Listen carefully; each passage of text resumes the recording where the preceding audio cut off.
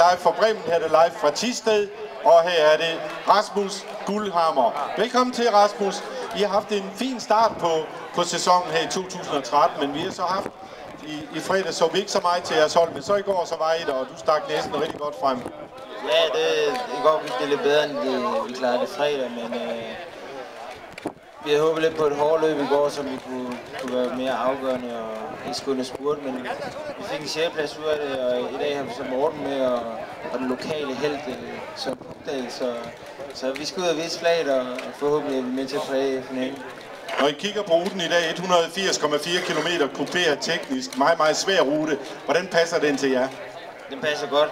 Nu bliver det desværre modvind ud og medvind hjem, og ikke så meget sidevind, som vi havde håbet på, for at det bliver hårdt løb, men der kommer nok nogle passager med sidevind, hvor den bliver splittet, og så skal vi jo med frem og være med til at afgøre det der. Og jeg tror, vi skal over til Søren Pugdal. Søren her, du er vel... Nå, undskyld Tommy, jeg har ikke set. Du er så hurtigt at rykke frem i bussen. Det er fordi Søren og mig, vi er stort set lige højere. Søren, du bliver kaldt den lokale helt, og de kommer forbi din baghave. Er det ikke ekstra motiverende for dig? Jo, det er det. Men også sådan lidt, hvad skal man sige, med noget ærefrygt, fordi så har folk jo forventninger til en. Er du bange for forventninger? Du er jo selv en klasserytter. Jamen, nu er jeg jo typo, så er det godt at underspille lidt. Hvad bliver din rolle på hold i dag? Det må være dig, der skal være kaptajn i dag, når du er på hjemmebane. Nu kender jeg ruten, så må ikke jeg skal hjælpe de andre med at guide dem lidt derude. Er du fortalt de andre om ruten? Holdkammerater, eller... Ja, det er ikke modstanderne selvfølgelig. Holdkammeraterne.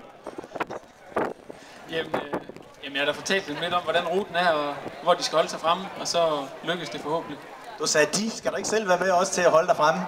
Jo, men jeg regner med, at de kører foran, og så tager vinden for mig.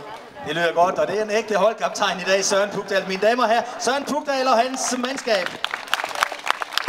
Jeg er sikkert medbragt sin fanklub her til Thisted, klar til